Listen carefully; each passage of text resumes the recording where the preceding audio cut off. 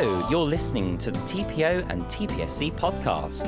Please welcome Matt Ward and Chris Webber. Thanks, Jamie. More of Jamie to come later, and as usual, we'll be informing you about what's happening now and looking ahead to what's coming up for TPO and TPSC. What do we have this month, Chris? Hey, it's another marvellous episode this month. We've got interviews with super-conductor Saphran Ali and, of course, digital comms whiz Jamie Parker, who we just heard from. But before that, Chris, what is this month's... The word of the month is rubato. Italian for stolen time, it is a term referring to expressive and rhythmic freedom by a slight speeding up and then slowing down of the tempo of a piece at the discretion of the soloist or the conductor. Rubato is an expressive shaping of music that is a part of phrasing.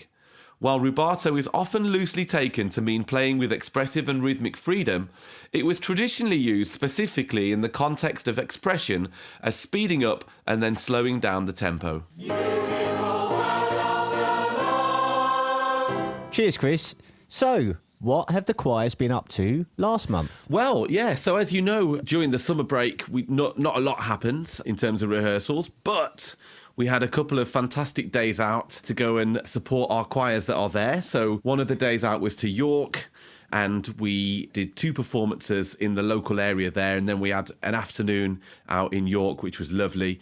And then we had a day out in London. We did some busking. We spent a lot of time travelling around London on the Underground, and we sang in Woodford to support our Woodford choir, and we sang in Wimbledon to support our Wimbledon choir. So, yeah, we had a really good time. Excellent. Yeah, sounds amazing. Did you have to, when you were on the tubes, did you have to book a slot so that you could stand there and busk?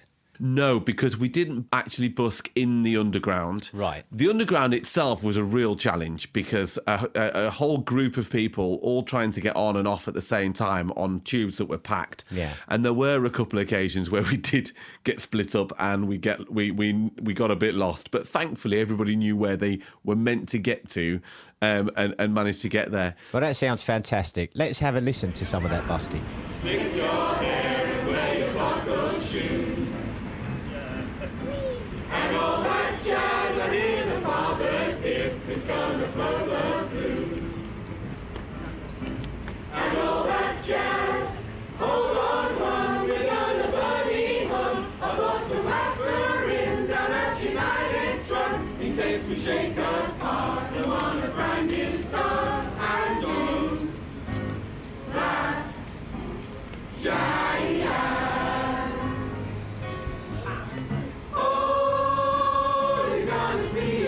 Shimmy, shake. Oh, she's gonna shimmy till the chorus break. Show and the pocket girdle. Oh, Molly's brother girdle. If she'd hear her baby scream, oh, that's jazz. Find a rope, we're gonna cut it loose. And all that jazz, and all that jazz.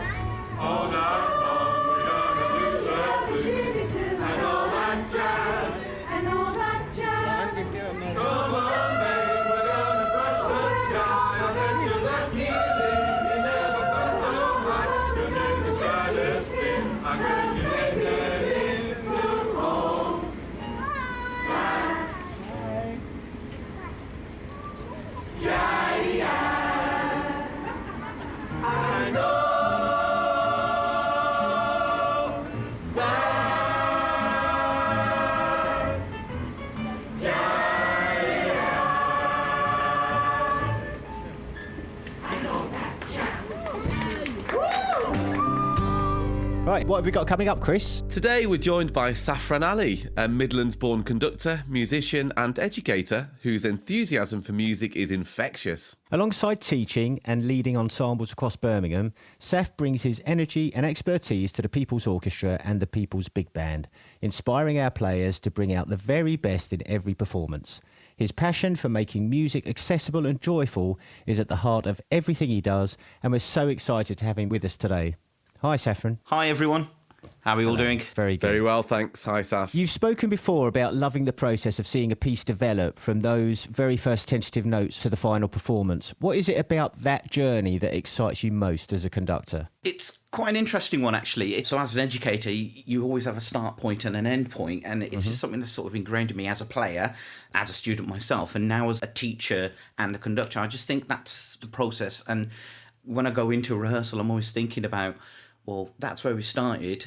Where are we wanting to get to by the end of today, or where do we want to get to by the end of course, the end goal is the concert, the performance, but where it sort of kind of goes and those stepping stones of how to achieve it is something that really fascinates me. I go home quite often after rehearsals sitting there thinking, oh, is there something I've missed? Is there something I can maybe do?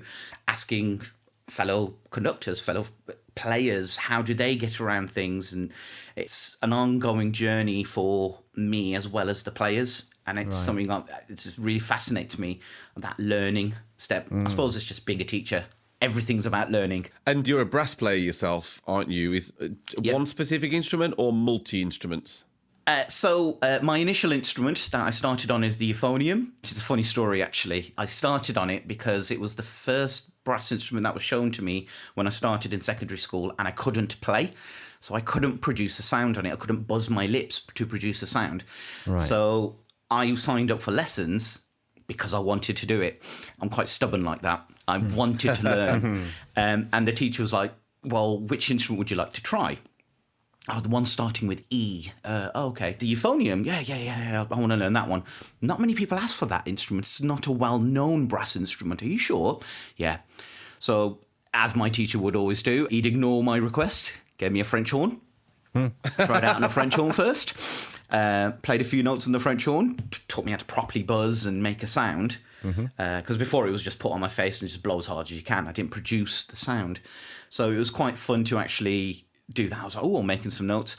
And he goes, okay, next week, would you like to start properly on the French horn? No. The one starting with E, I want to learn that one. Okay, fine. Comes the following week, puts a trombone in my hand, leads me to it. So obviously, as trombonists all would agree, you're just sliding away with your arm, just making all these glissy sounds. It was great fun. Oh, well, I think you could start on trombone. You sound great on trombone. Is that one you start on? Nope. I want to start with the ones starting with E. Euphonium. Okay, fine. And the rest is, as I say, history. That's my main instrument. That's the one I still play to this day in a brass band, playing at sort of quite a high standard with them. I then took up trombone just before I went to music college. So I do know trombone as well. I've played that in orchestras, wind bands, brass bands, all over the place as well. But as well as that, I like to learn sort of the rarer instruments that are used within orchestras. So in brass bands as well, we have baritone horn. So I play that as well with orchestras. The last one I did with an orchestra was this Mahler piece, which features a baritone horn. It's great fun. And then I also taught myself the bass trumpet, which is a very rare instrument used in orchestras, but it's so much fun. I really, really enjoy it. So I have the euphonium and trombone as my main two, but kind of branch out to as many as possible. So you really like the unusual instruments. Oh, yes.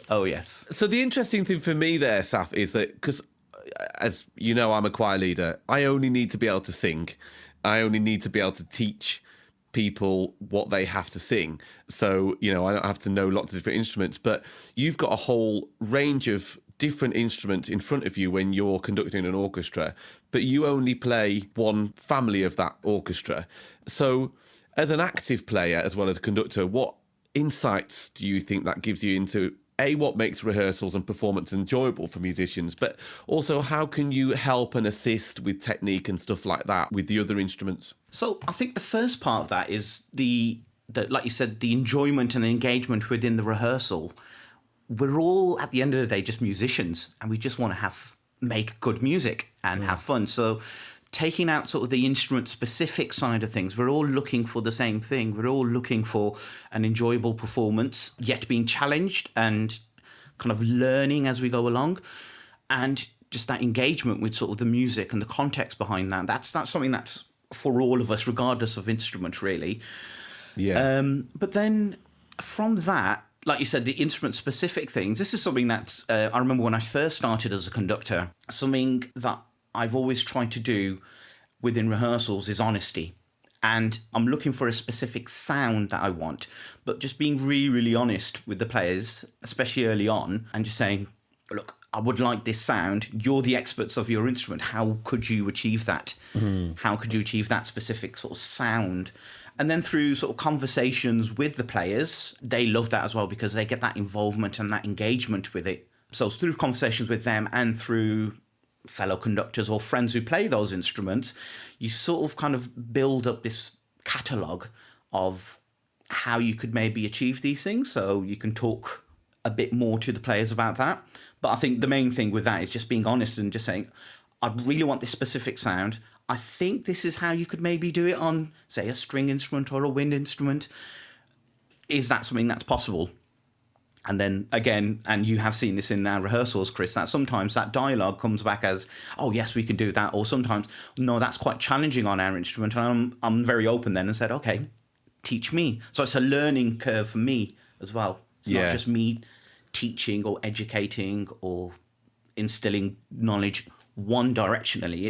It becomes a two-way sort of involvement and engagement with it all. Yeah, I mean, we can hear about how passionate you are, and you're known for your enthusiasm on the podium. It's quite infectious. How do you see that energy feeding back from the orchestra to you during rehearsals and concerts?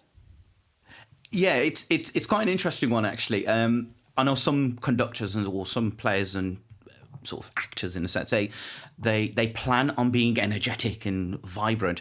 I don't plan on doing that. It just feel oozes out of me because it just happens especially when something good is happening. It just comes out you and you start bubbling with excitement.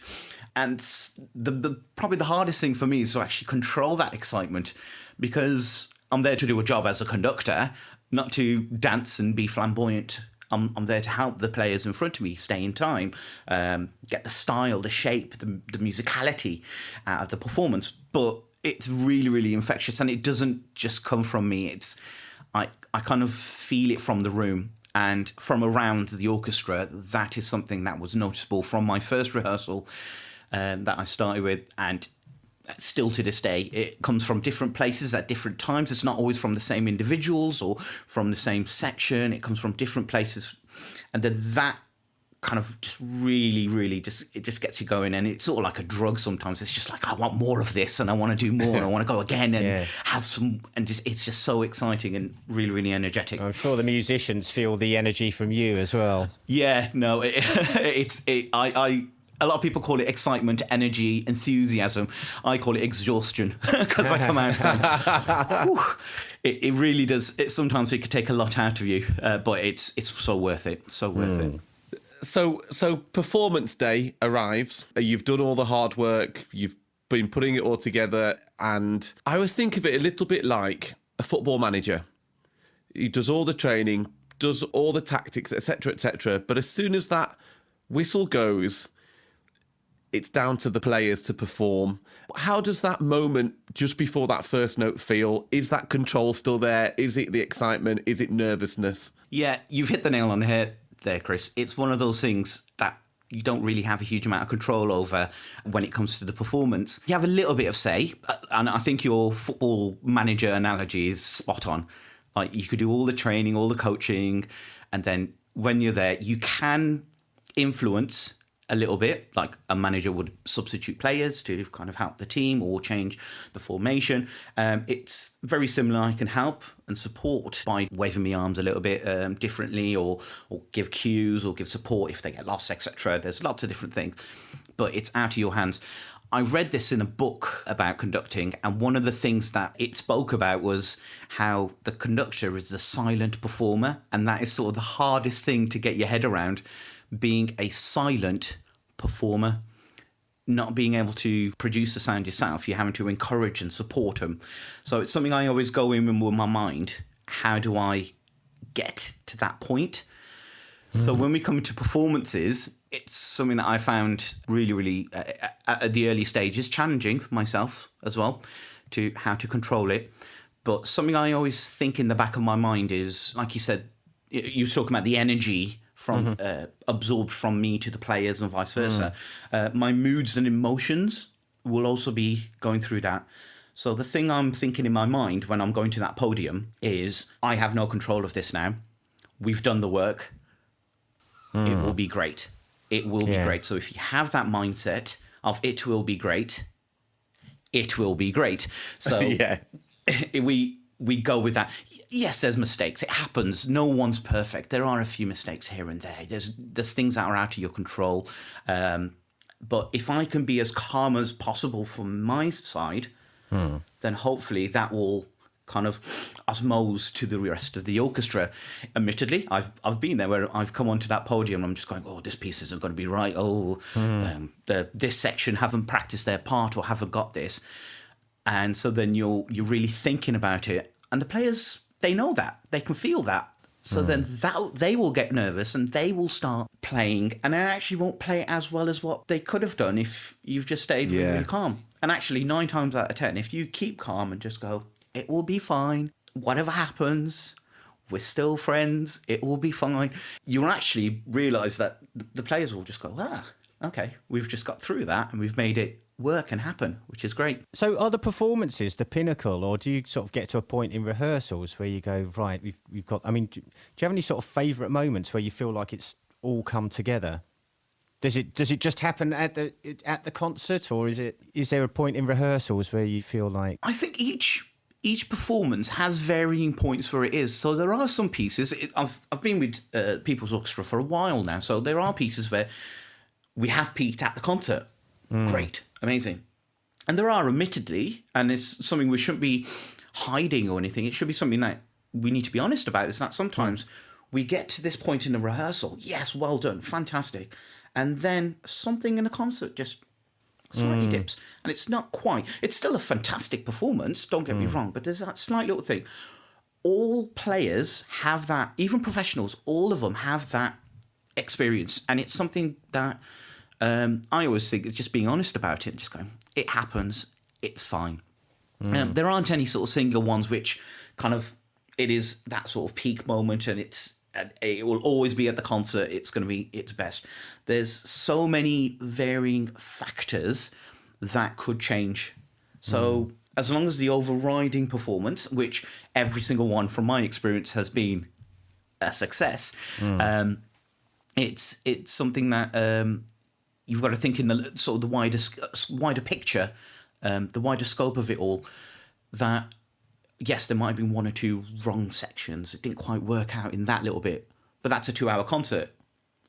3 seconds in a 2-hour concert, in hindsight, isn't much at all. So you have to think of it and sort of balance it in that whole overriding... Yeah, look at it holistically, Yeah, of course. Saf, one final question from me.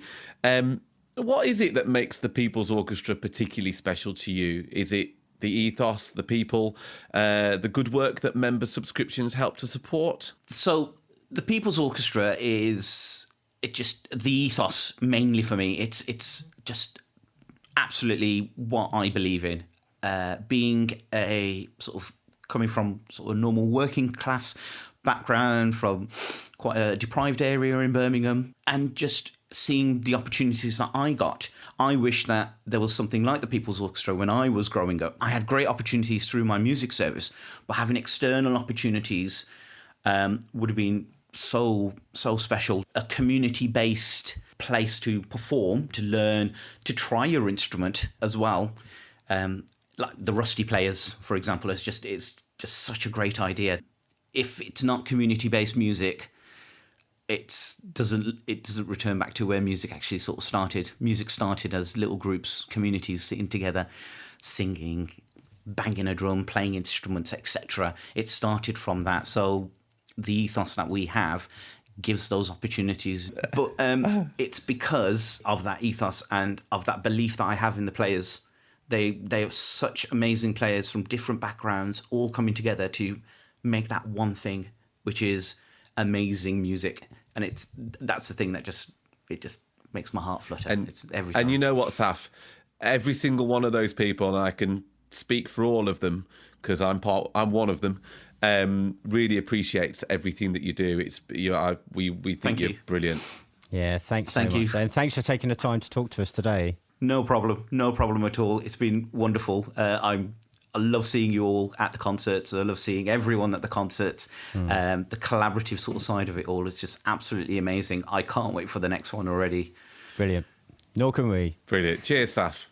Thank you very much, everyone. And as Saf just said, the thing that makes the People's Orchestra so special is the ethos, the member support and the opportunities provided within our communities. If you'd like to help us keep the spirit alive, whether it's through music education, community projects or simply giving more people the chance to play and sing together, we'd be so grateful. You can donate by visiting thepeoplesorchestra.com and clicking the donate button at the top of the page. Every contribution, big or small, truly helps us make a difference. As usual, you've been sending in your little notes from the heart. Little notes from the heart. From the heart. So I would like to say a massive thank you to Laura Darlington, who is just a wonderful, warm, funny, vibrant person. I'm so lucky that she is my friend, and I'm really lucky that she encouraged me to join the choir with her. We've not regretted it for a moment. We have a wonderful time each and every Monday, and she is just fantastic fun and helps me to get the very best out of the experience each week, and I love her very much. Hi, I'm Claire Adams, and I would like to thank Charlotte Champneys from West Bromwich Choir for all the hard work she puts into our rehearsals to get us ready and help us sound amazing for our concerts. She will be going on maternity leave soon, and we will miss you. Hi, I've never done one of these before, but hopefully this will work. I would just like to say that I'd like to thank Cyriline for introducing me to this choir. I was struggling with the death of my mother, having been her full-time carer for over 6 years, but being part of this group has provided me with a sense of purpose, and I've enjoyed preparing and performing in the beautiful venues that we've been in, like Symphony Hall and Birmingham Town Hall. And I am looking forward to our next set of songs and hopefully our next performance. So once again, thanks Cyriline for dragging me along. Hope to see you all soon. Bye. I do have another thank you and another person that makes every Monday just wonderful. So I don't think I'd be part of a choir or this choir if it wasn't for you, Chris, because you just are fabulous at what you do. You make the whole thing just so much fun. You make me laugh, and you are just super duper guy. So thank you for making us welcome and for giving us a lot of joy on a Monday. Little notes from the heart. From the heart. Now, our next guest is someone who has truly grown with the People's Orchestra family. Yes, Jamie Parker first joined us as a Kickstart volunteer, but it didn't take long for everyone to see just how talented, dedicated and invaluable he was to the team. From editing videos and shaping our digital communications to rolling up his sleeves helping out at concerts, Jamie has become an integral part of everything we do now as our digital communications coordinator. Hi Jamie, how are you? Hey, Jamie. Hello, I'm all right, thank you. How are you? I'm very well, thank you. Lovely. So, a lot of people see your finished videos and communications online, but don't realise the work that goes into them. Can you tell us a bit about your day-to-day role? I'm in charge of the organisation's social media and YouTube channel, and also I help out at our live concerts too. I'm one of the staff running about, fetching equipment, attending to different members if they've got any questions or need any assistance. And there's a lot that I do besides the social media that takes up a fair chunk of my day. Every day is different in that regard. So on concert day, I help our main videographer, Matt Wood, who's a lovely guy and brilliant camera operator. he teaches me a lot of camera directional stuff, which was something that when I was studying my degree was something I wasn't very confident in doing and something I couldn't quite get the knack of. I'm an editor at heart. I love editing. I have edited a few videos for the TPO YouTube channel, but usually when it comes to concert videos, Matt does it all. And he's very good and very fluent at the editing, so they get them out quicker.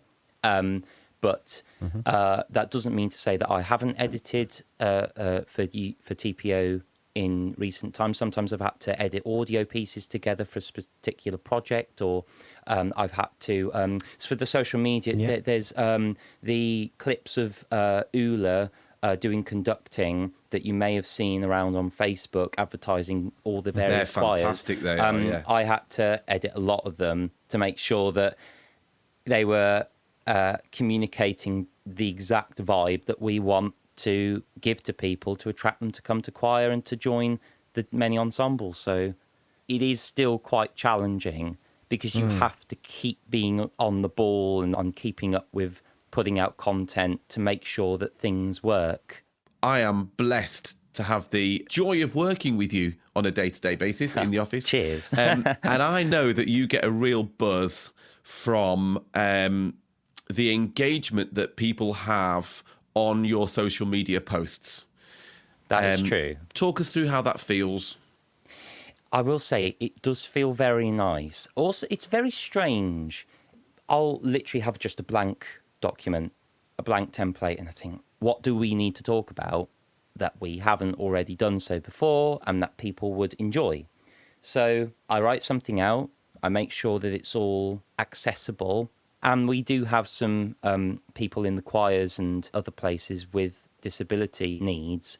So at first, in the first few minutes, nothing will happen. And then by lunchtime, suddenly you revisit it again. It's got about like 50 reactions and about 30 comments, that sort of thing. So I think that's quite a magical thing to see. Well, we've noticed that with the podcast because your posts are what drive people towards listening to the podcast. And we certainly see spikes in the listenership when you put out a that's post. Brilliant. So, that's brilliant. No, great to hear. So you get to see the orchestra, choirs, rusty players and big band from a unique perspective.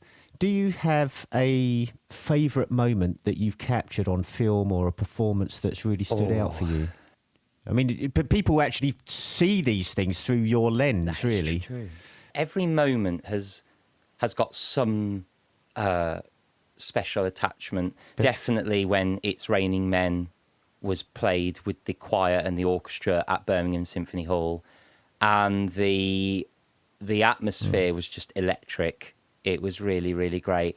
Another aspect of my job was announcing the concert. So people hear this sort of voice of God come from the heavens. People think that it's an audio recording. It's actually me backstage with a microphone and a little desk stand doing the announcing. And I love it. I actually, if I could do that more often, I would, because I really love doing that sort of voice performance. I really, really enjoy it. And so when I go into it, I imagine myself as the voice artist for Strictly. Please take to the floor. And so I use that for the concert. I remember the first time I did it at Birmingham Town Hall during the Christmas concert of 2023. It was really satisfying to hear the audience get sort of whipped up by it. Well, let's test it out, Jamie. Why don't you give us an announcement for the TPO podcast introducing Chris Webber and Matt Ward? Let's do that now. Show us your voice. Okay. Hello, you're listening to the TPO and TPSC podcast. Please welcome Matt Ward and Chris Webber. Hey! I mean that's very on the fly. Didn't even have it written down. That is superb. I'd need to refine it a bit more than that. No, that was perfect. I mean, as a live announcement, that was great. Thank you very much.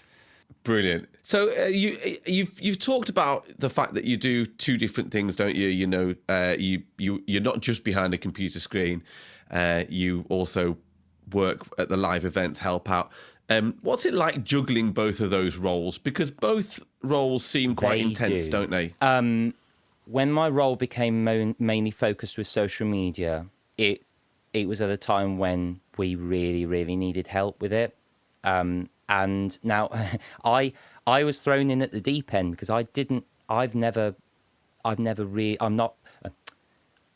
was thrown in at the deep end because although I touched on social media a bit during my film degree, I was not at all clued up with any of the platforms, apart from Facebook, which I used mainly. I hadn't been clued up in it at all. But thankfully, along the way, I have learned a lot, and it still is a learning curve because it's changing all the time. And I speak to people from the Arts Council who are digital experts, and there's a lovely lady who I really look forward to having meetings with called Katie Farrell, who works for the Arts Council as a digital tech champion. And she gives me expert, clear advice about what's changed in social media land, how to structure your posts, what to look out for, and all the different technicalities that have been educational and have really, really benefited me in my role. So to cope with that, I've had to learn. So I've had to learn during concert days to remember to get my phone out and start practicing recording the orchestra, recording the choirs. And thankfully being with Matt Wood, who I will say has been a mentor in that regard with a lot of things. He's almost got a really cool name almost. as well. Yeah, just needs to change the O to an A and the second O to an R. Just a couple of letters. Yeah. Yeah. But I think what you're saying, Jamie, is that you're learning on the job as you're going, which I think is really great, isn't it? Yes, most definitely. I am growing more in confidence in this role. The skills that you pick up will always have value. It will always be useful in ways which you wouldn't ever expect, which I think should be comforting to anybody out there, you know, who might be struggling with direction or wherever they want to go. So, Jamie, thank you so much for talking to us today. It's been absolutely brilliant. It's lovely to find out about what you're doing. Anytime. Thank you very much. Anytime. Thank you. Thanks, Jamie. And if you'd like to try out one of our choirs or orchestras, simply head to thepeoplesorchestra.com to find out how to sign up for 2 weeks free for the Peoples Orchestra, one of our 20 show choirs, 4 Rusty Players orchestras or big band. Coming up in September, we're back after our summer break and ready to start rehearsing all over again. Our choir and orchestra members have been itching to get back into the swing of music making. Following our successful recruitment drive throughout July and August, we're excited to welcome lots of new faces and voices to our choirs across the country. And it's not too late to join them. Simply head to thepeoplesorchestra.com to find out how to sign up for 2 weeks free for the Peoples Orchestra, one of our 20 show choirs, 4 Rusty Players orchestras or big band. Our ensembles will be starting to work on their repertoire for the upcoming massed concerts in various places around the country in December. We'll be talking more about those further down the line in future podcasts. And we've also just opened up our sign-ups for our international tour next summer. If you fancy an amazing experience of camaraderie, fun and friendship whilst performing on international stages, then make sure you sign up for your free trial now. Thank you for listening to this episode of the Peoples Orchestra and Show Choir podcast. Join us for more of the same in October. Visit our website, thepeoplesorchestra.com, and follow the Peoples Orchestra and the Peoples Show Choir social media channels. And if you would like to find out more about how I can help you with making a podcast for your organisation, take a look at my website, audioeditingsecrets.com, and follow my social media channels, which is Audio Editing Secrets on Facebook, Instagram, YouTube and TikTok. I've been Matt Ward. And I've been Chris Webber. It's goodbye from him. And it's goodbye from me. Thank you for listening.